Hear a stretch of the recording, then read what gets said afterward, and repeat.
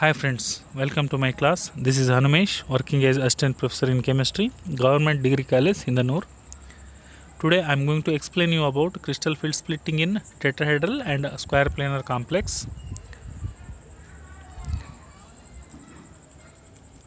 In my previous video, I have uploaded salient features or postulates of crystal field theory and crystal field splitting in octahedral complex. ನಾವು ಈ ಹಿಂದಿನ ವಿಡಿಯೋದಲ್ಲೇ ಯಾವ ರೀತಿಯಾಗಿ central metal ಆ್ಯಟಮು ಮತ್ತು ligand ಮಧ್ಯೆ ಬಂಧ ಇರುತ್ತೆ ಅನ್ನೋದನ್ನು ತಿಳ್ಕೊಂಡಿದ್ದೀವಿ. So ligands are treated as point charges and the central metal atom or ion is positively charge particle and the ligand is negatively charge particle, so that the force which holds central metal atom or ion and the ligand is electrostatic force of attraction. Simultaneously, there is a repulsive force also acting in the coordination compound in the complex. So why there is a repulsive force acting in it means, so due to negative field strength of the ligand and the electrons which presents in the d orbitals.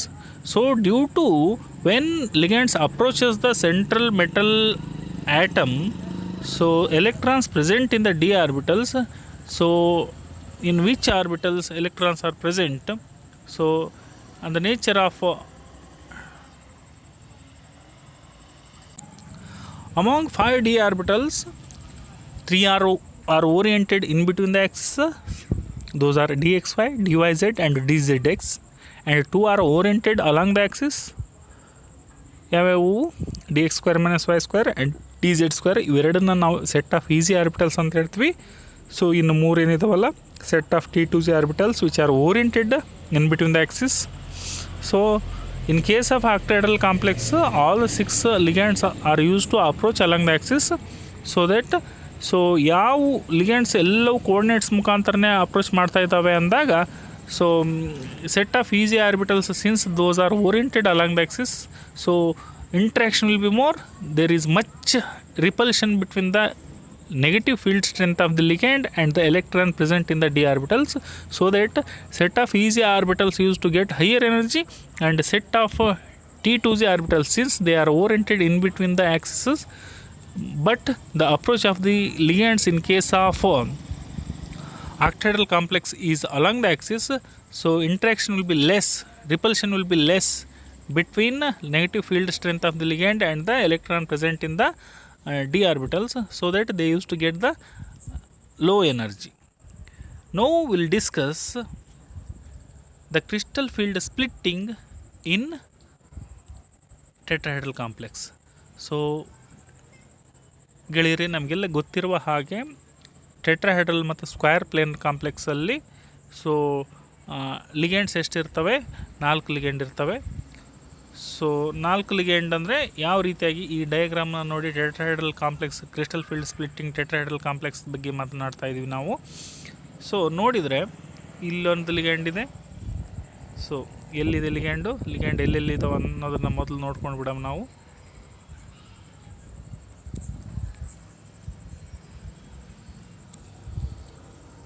So ಇಲ್ಲೊಂದು ligand ಇದೆ, ಇಲ್ಲೊಂದು ligand ಇದೆ, ಇಲ್ಲೊಂದು ligand ಇದೆ, ಇಲ್ಲೊಂದು ligand ಇದೆ. ಅದೇ ರೀತಿಯಾಗಿ ಆರ್ಬಿಟಲ್ಸ್ ಇದ್ದಾವೆ. ಓರಿಯೆಂಟೇಷನ್ ಆಫ್ ದಿ ಕೋಆರ್ಡಿನೇಟ್ಸ್ ಎಲ್ಲೆಲ್ಲಿ ಇರ್ತಾವೆ ಅನ್ನೋದು ಗೊತ್ತಿದೆ ನಮಗೆ.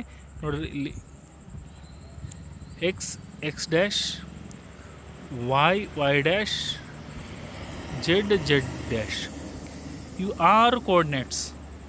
ನೋಡಿದಾಗ ನೋಡಿ, ಕಲರ್ ಡಿಫ್ರೆಂಟ್, ಗ್ರೀನು ಮತ್ತು ಪಿಂಕ್ ಕಲರ್ದಿಂದ ನಾನು ಕಲರ್ ಮಾಡಿದ್ದೀನಿ. ಸೊ ಕೋಆರ್ಡಿನೇಟ್ಸ್ ಬೇರೆ ಕಡೆ ಇದ್ದಾವೆ, ಅಪ್ರೋಚ್ ಆಫ್ ದ ಲಿಗ್ಯಾಂಡ್ ಬೇರೆ ಕಡೆ ಇದೆ. So no ligand is approaching along the coordinate or axis ಅಂತ. ಯಾವ ಲಿಗ್ಯಾಂಡು ಕೋಆರ್ಡಿನೇಟ್ ಮುಖಾಂತರ ಅಪ್ರೋಚ್ ಮಾಡ್ತಾ ಇಲ್ಲ ಇಲ್ಲಿ ಈ ಒಂದು ಟೆಟ್ರಾಹೆಡ್ರಲ್ ಕಾಂಪ್ಲೆಕ್ಸ್ದಲ್ಲಿ. ಬಟ್ ಯಾವ ಥರ ಅಪ್ರೋಚ್ ಆಗ್ತಾ ಇದ್ದಾವೆ ಆರ್ಬಿಟಲ್ಸ್ಗೆ ಈ ಲಿಗ್ಯಾಂಡ್ಗಳು ಅಂದಾಗ, so ligands, all the 4 ligands are approaching in such a way that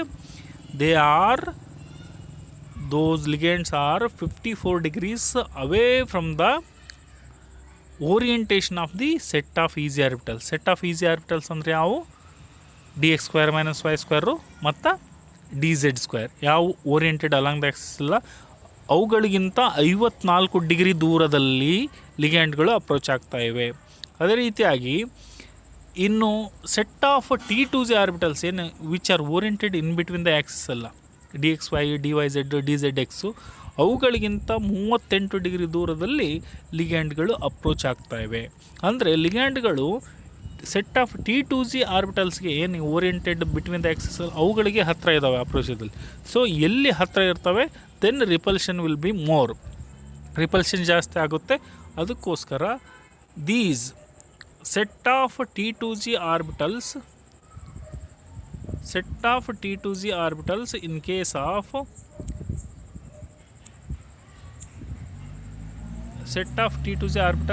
case of tetrahedral complex will get the higher energy. ನೋಡಿ ಈ ಡಯಾಗ್ರಾಮ್ ನೋಡಿದ್ರೆ ಗೊತ್ತಾಗುತ್ತೆ ನಿಮಗೆ, ಈ ಡಯಾಗ್ರಾಮ್ನ ನೋಡಿದ್ರೆ ಗೊತ್ತಾಗ್ತಾ ಇದೆ. So isolated D orbitals are having lower energy here when ligands are approaching spherically symmetrical, ಅಂದರೆ ಸಮಾನ ದೂರದಲ್ಲಿ 5 ಆರ್ಬಿಟಲ್ಗೆ ಅಪ್ರೋಚ್ ಆಗ್ತಾ ಇದ್ದಾರೆ ಲಿಗ್ಯಾಂಡು.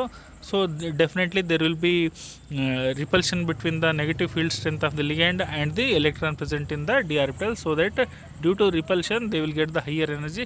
Still they are degenerate in nature, but approach of the ligands are different in case of tetrahedral or square planar or in octahedral, so that as I shown in previous diagram, so approach of the ligand are 54 degrees away from the set of easy orbitals and 38 degrees away from the set of easy orbitals, so that since set of T2Z orbitals are nearer to the approach of the ligands, so they will get the higher energy, and set of easy orbitals, since they are far away, means around 54 degrees away from the approach of the ligands, they will get the lower energy. So it is shown below the barycenter and it is shown above the barycenter. So the energy gap between these two, it is denoted by delta T ದಿಂದ denote ಮಾಡ್ತೀವಿ ನಾವು, delta T ದಿಂದ. So ಇದನ್ನ ನಾವು crystal field splitting energy ಅಂತ ಹೇಳ್ತೀವಿ. So the energy gap between the set of easy and T2Z orbitals is called as the crystal field splitting energy. So ಇದನ್ನು calculate ಮಾಡುವಾಗ ನಾವು ಯಾವ ರೀತಿಯಾಗಿ ಡೆಲ್ಟಾ ಟಿ ಎಷ್ಟಿದೆ ಎನರ್ಜಿ ಅಂತ ಇದು ಮಾಡೋದು ಹೇಳಿದ್ರೆ, ಸೊ ಆಗ ನಾವೇನು ಹೇಳ್ತೀವಪ್ಪ ಅಂತಂದರೆ, ಸೊ ಎನ್ ಇಂಟು ಇದು ಈ ಕೆಳಗಿಂದ ಏನಿದೆಯಲ್ಲ, ಸೊ ಕೆಳಗಿಂದ ಈ ಬಿಲೋ ದ ಬ್ಯಾರಿಸೆಂಟರ್ ಇದನ್ನ 3/5 ಅಂತ ಹೇಳ್ತೀವಿ. 3/5 ಡೆಲ್ಟಾ. ಸೊ -3/5 ಕೆಳಗಡೆ ಇದ್ರೆ -3/5. ಸೊ ಮೇಲೆ ಅದನ್ನ minus of delta T is equal to N into 3/5 delta ಅಂತ ಹೇಳ್ತೀವಿ, ಡೆಲ್ಟಾ ಟಿ. ಸೊ 3/5 ಟೋಟಲ್ 5 ಅಂದರೆ delta T is equal to 5 ಅಂದರೆ, ಅಥವಾ 10 DQ ಅಂತಲೂ ಹೇಳ್ತೀವಿ. So below -6 DQ, above +4 DQ. So ಆ ರೀತಿ ಆದರೂ ಮಾಡ್ಬೋದು ನೀವು. So minus of N into so 2/5, ಇಲ್ಲಿ -4 ಆಗುತ್ತೆ, 2/4 ಅಂದರೆ ಸೊ 0.4 ಆಗುತ್ತೆ, ಇದು 0.6 ಆಗುತ್ತೆ. DQ ಅಂತಲೂ ಕರೀತಾರೆ. ಸೊ ದಟ್ ಡೆಲ್ಟಾ ಇದನ್ನು ಮಾಡಿದ್ರಪ್ಪ ಅಂತಂದರೆ ಡಿಫ್ರೆನ್ಸ್ ಏನು ಬರುತ್ತಲ್ಲ, that much amount is called as,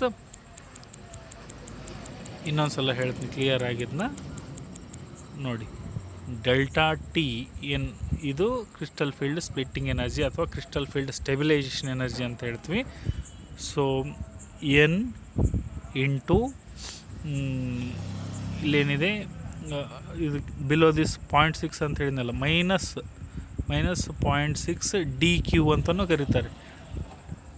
3/5 or DQ, -6 DQ n into minus of n into plus 0.4 ಇರುತ್ತೆ ಮೇಲೆ 0.4, ಅಥವಾ 2/DQ. ಈ ಥರ ಮಾಡಿದ್ರೆ ಬೇರೆ n stands for number of electrons, ಎಷ್ಟು ಎಲೆಕ್ಟ್ರಾನ್ಸ್ ಇದೆ. So D1 system, D2 system ಈ ಥರ ಬರ್ಕಂತಂದರೆ ಡಿ ಆರ್ಬಿಟಲ್ಸಲ್ಲಿ ಎಷ್ಟು ಎಲೆಕ್ಟ್ರಾನ್ಸ್ ಇದೆ ಅಷ್ಟನ್ನು ಬರಿತಾ ಹೋಗ್ತೀವಿ ನಾವು. So depends upon set of ಈಸಿದಲ್ಲಿದ್ದಾವ, T2Z ಇದ್ದಾವೆ. ಸೊ ಇದರಿಂದ ನಾವು we can calculate how much stabilization energy is there ಅಂತ. ಸೊ ಇಲ್ಲೆರಡು ಇದ್ದವಪ್ಪ ಅಂತ -0 ಆಗಿಬಿಡುತ್ತೆ. There is no crystal field splitting energy ಆ ಕಾಂಪ್ಲೆಕ್ಸ್ ಫಾರ್ಮ್ ಆಗೋಕ್ಕೆ ಸಾಧ್ಯನೇ ಇಲ್ಲ ಅಂತ ಅರ್ಥ. ಅಂದರೆ ಕಲರ್ ಇರೋದಿಲ್ಲ. ಕಾಂಪ್ಲೆಕ್ಸ್ ಫಾರ್ಮ್ ಆದರೂ ಕೂಡ if there is no splitting, definitely the compound is not colored. Why? Because so if the compound exhibits it want to show its color, means there should be dd transition, electron from lower energy to higher energy ಗೆ jump ಆಗುವಾಗ. But energy ಗ್ಯಾಪೇ ಇಲ್ಲ ಅಂದಾಗ there is no colour of the compound. Okay friends, then so ನಾನು ಈಗಾಗಲೇ ನಿಮಗೆ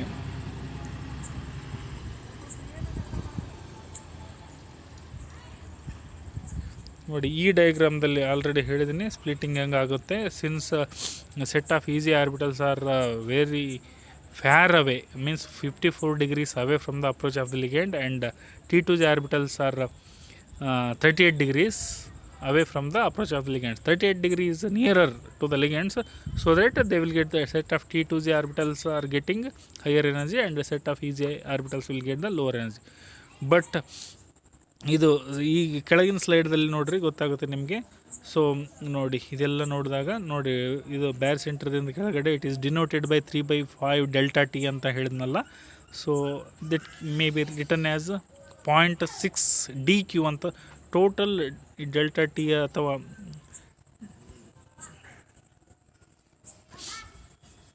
delta T ಅಥವಾ ಇದನ್ನ ಡೆಲ್ಟಾ ಕ್ಯೂನ ನಾವು ಹೆಂಗೆ ಬರಿಬೋದಪ್ಪ ಅಂತಂದರೆ, ಸೊ ಒಂದು ನಿಮಿಷ, ನಾನು ಇಲ್ಲೇನು ಗ್ಯಾಪ್ ಇದೆಯಲ್ಲ ಇದನ್ನ 10 DQ ಅಂತಾದರೂ ಬರಿಬೋದು ನಾವು. 10 DQ. So delta T or 10 DQ. So ಕೆಳಗಡೆ 3/5 ಡೆಲ್ಟಾ ಟಿ ಅಂತ ಏನಿದೆಯಲ್ಲ, ಸೊ ಅದನ್ನು 0.6 DQ ಅಂತ ಬರಿಬೋದು. ಅಥವಾ ಮೇಲಿದು ಏನು 2/5 ಡೆಲ್ಟಾ ಟಿ. ಸೊ ಬ್ಯಾರಿ ಸೆಂಟರ್ದಿಂದ ಮೇಲೆ 0.4 DQ, ಬ್ಯಾರಿ ಸೆಂಟರ್ದಿಂದ ಕೆಳಗಡೆ ಸೆಟ್ ಆಫ್ ಈಸಿ ಆರ್ಬಿಟಲ್ಸ್ ತನಕ ಅದು 0.6 DQ. ಕ್ಯಾಲ್ಕುಲೇಷನ್ದಲ್ಲಿ ಆ ಥರ ಯೂಸ್ ಮಾಡಬೇಕಾಗುತ್ತೆ ನಾವು.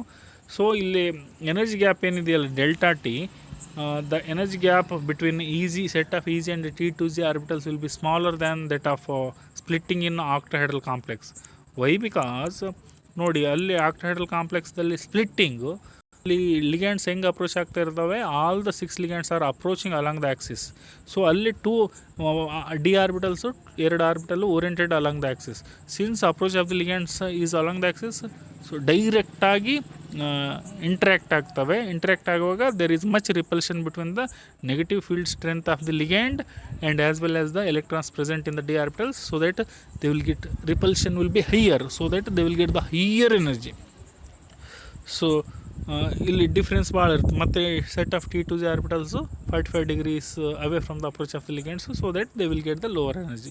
ಸೊ ಅಲ್ಲಿ ಅದಕ್ಕೋಸ್ಕರ ಡೈರೆಕ್ಟ್ ಇಂಟ್ರ್ಯಾಕ್ಷನ್ ಇರುತ್ತಲ್ಲ ಸೆಟ್ ಆಫ್ ಈಸಿ ಆರ್ಬಿಟಲ್ಸ್ದಲ್ಲಿ octahedral complexes are having higher splitting. So gap ಏನಿರುತ್ತೆ ಭಾಳ ಹೈ ಇರುತ್ತೆ, ಬಟ್ ಇಲ್ಲಿ ಅಷ್ಟು ಗ್ಯಾಪ್ ಇರೋದಿಲ್ಲ. ನೋಡಿ ಎಷ್ಟು ಇಲ್ಲಿ ನಾನು ಕೆಳಗಡೆನೆ ಈ ಗ್ಯಾಪ್ ತೋರಿಸಿದೆ.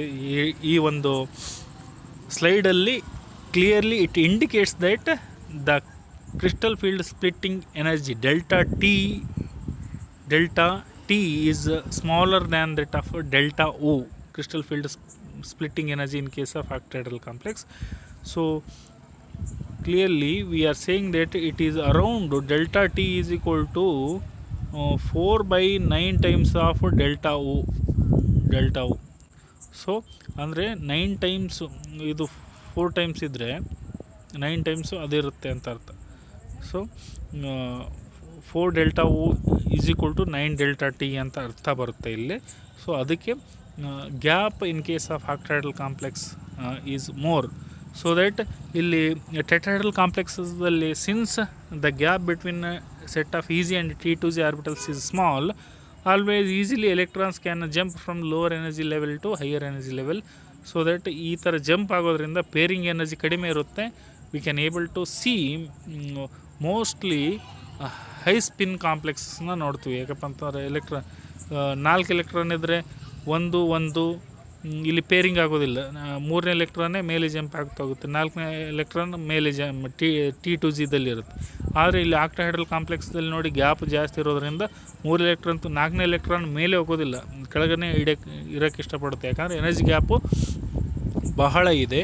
Pairing energy is more than crystal field splitting energy. So ಅದಕ್ಕೋಸ್ಕರ ಜಂಪ್ ಆಗೋದಕ್ಕಿಂತ ಪೇರಪ್ ಆಗೋದು. ಇಲ್ಲಿ ನಮಗೆ ಲೋ ಸ್ಪಿನ್ ಕಾಂಪ್ಲೆಕ್ಸೇ ಕಾಣ್ತಾವೆ ಜಾಸ್ತಿ ನಮಗೆ ಇಲ್ಲಿ ಆಕ್ಟಾಹೈಡ್ರಲ್ ಕಾಂಪ್ಲೆಕ್ಸಲ್ಲಿ. ಬಟ್ ಟೆಟ್ರಾಹೈಡ್ರಲ್ ಕಾಂಪ್ಲೆಕ್ಸಲ್ಲಿ since delta T is very small, usually electron jumps from lower energy level to higher energy level, so we can able to observe maximum high spin complexes only.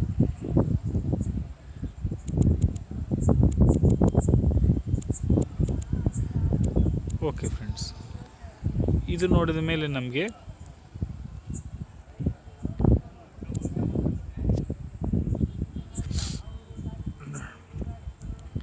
ಈಗ square planar complex ಬಗ್ಗೆ discuss ಮಾಡ್ತಾ ಹೋಗೋಣ. ನೋಡಿ, crystal field splitting in square planar ಕಾಂಪ್ಲೆಕ್ಸ್ದಲ್ಲಿ ಯಾವ ಥರ ಆಗುತ್ತೆ ಅಂತ ಈ ಡಯಾಗ್ರಾಮ್ ನೋಡ್ರಿ. ಇದು ಆಕ್ಟಾಹೈಡ್ರಲ್ ಕಾಂಪ್ಲೆಕ್ಸ್ ಥರನೇ ಇದೆ. 6 ligands are approaching along the 6 coordinates. ನಾವು ಸ್ಪ್ಲಿಟ್ಟಿಂಗ್ ಕೂಡ ನೋಡಿದ್ವಿ ಯಾವ ರೀತಿ ಆಗುತ್ತೆ. The 5 degenerate orbitals when approach of 6 ligands takes place, they are going to split into 2 sets. One is easy and other is T2G. Set of easy orbitals will get the higher energy. Why? Because since ligands approaches along the axis, these set of easy orbitals are oriented along the axis, so that interaction between the negative field strength of the ligand and the electrons present in the d orbitals, so they will get the higher energy, but the set of T2G will get the lower energy. ಈಗ ಈ square planar complex ಅಂದ ಕೂಡಲೇ ನಮಗೆ ಏನಾಗುತ್ತೆ, 2 ligand ಇಲ್ಲ. ಯಾಕಂದರೆ ಆಕ್ಟಾಹೈಡ್ರದಲ್ಲಿ 6 ligand ಇರುತ್ತೆ. So square ಪ್ಲೇನರ್ದಲ್ಲಿ 4 ligand ಇರುತ್ತೆ. ಈಗ ಜೆಡ್ ಆ್ಯಕ್ಸಿಸ್ನಿಂದ 2 ಲಿಗ್ಯಾಂಡನ್ನು ತೆಗೆದುಬಿಡೋಣ. ನೋಡಿ, ಇಲ್ಲಿ ನೋಡ್ರಿ ಗೊತ್ತಾಗುತ್ತೆ. ತೆಗೆದು ಬಿಡೋದು ಅಂದ್ರೇನು, ದೇ ಆರ್ ಮೂವಿಂಗ್ ಅವೇ. ಇಲ್ಲಿ ಬಾಂಡ್ ಲೆಂತು, ಇಲ್ಲಿ ಬಾಂಡ್ ಲೆಂತ್ ನೋಡ್ರಿ, they are moving away. Moving away ಅಂದಾಗ so approach of ligands are along X and Y axis ಮಾತ್ರ ಅಪ್ರೋಚ್ ಆಗ್ತಾ ಇವೆ ಲಿಗ್ಯಾಂಡು ಅಂತ ಅರ್ಥ. ಆವಾಗ ಇಲ್ಲಿ ಕೆಳಗಡೆ ನೋಡ್ರಿ, ಸೊ ಅಲ್ಲಿ ಅಪ್ರೋಚ್ ಆಗ್ತಾ ಇದ್ದಾವಪ್ಪ ಅಂತಂದ್ರೆ ಆಟೋಮೆಟಿಕಲ್ಲಿ DZ ಈ ಎಕ್ಸು ವೈದಿದ್ದು ಹೈ ಎನರ್ಜಿ ಪಡ್ಕೊಳ್ತಾ ಹೋಗುತ್ತೆ ನೋಡಿ. ಸೊ ಇನ್ನು ಕಂಪ್ಲೀಟ್ ಹೋಗಿಲ್ಲ, ಅದಕ್ಕೆ DZ² ಇಲ್ಲಿದೆ. ಇಲ್ಲಪ್ಪ ಅಂತಂದ್ರೆ ಇನ್ನೂ ಕೆಳಗೆ ಬರ್ತಾ ಇತ್ತು. ಸೊ ಈಗ ಲಾಸ್ಟ್ ಡಯಾಗ್ರಾಮಿಗೆ ಬರೋಣ ನಾವು. ಲಾಸ್ಟ್ ಇದು complete square planar complex. So ಇಲ್ಲಿ ಜೆಡ್ ಆ್ಯಕ್ಸಿಸ್ದಲ್ಲಂತೂ there is no approach of the ligand, so that only approach of the ligands takes, since there are only 4 ligands are approaching along X and Y axis. So X Y axis ಮುಖಾಂತರ approach ಮಾಡೋದ್ರಿಂದ, so since dx² - y² is oriented along the axis, so it will get the higher energy. So next DXY ಬರುತ್ತೆ. ಯಾಕಪ್ಪ ಅಂತಂದರೆ ಜೆಡ್ದಲ್ಲಿಲ್ಲ, Z component ಎಲ್ಲ ಕಡಿಮೆ ಎನರ್ಜಿನ ಪಡ್ಕೊಳ್ಳುತ್ತೆ. So ನೋಡಿ, DZ² ಇಲ್ಲಿ ಬಂದಿದೆ, YZ ಇಲ್ಲಿ ಒಂದು ಕ್ವಶನ್ ಅರೈಸ್ ಆಗುತ್ತೆ ನಿಮ್ಗೆ. ಏನಪ್ಪ ಅಂತಂದ್ರೆ, ಸರ್ ಏನು ಕ್ವಶನ್ ಅರೈಸ್ ಆಗುತ್ತೆ, DYZ DZX ಇಲ್ಲಿ YX ಕಾಂಪೊನೆಂಟ್ ಇದೆ DYZ ಮತ್ತು DXZದಲ್ಲಿ. ಇದು ಮೇಲೆ ಬರಬೇಕಾಗಿತ್ತು, ಬರೀ ಜೆಡ್ ಇದೆ ಕೆಳಗೆ ಬರಬೇಕಾಗಿತ್ತು. ಮತ್ತು DZ² ನೀವು ಡಯಾಗ್ರಾಮ್ ನೋಡ್ರಿ ಗೊತ್ತಾಗುತ್ತೆ. Orbitals are oriented along the Z axis. Along with that one circular ring ನೋಡ್ತೀರಿ ಮಧ್ಯದಲ್ಲಿ ಜೆಡ್ ಆ್ಯಕ್ಸಿಸಲ್ಲಿ. It is nothing but the electron density is also present in the centre means it is along X and Y ಕಾಂಪೊನೆಂಟ್ದಲ್ಲಿ ಕೂಡ electron density ಇರುತ್ತೆ ಅಂತ. So that because of that DZ² is having little bit higher energy than the DYZ and DZX.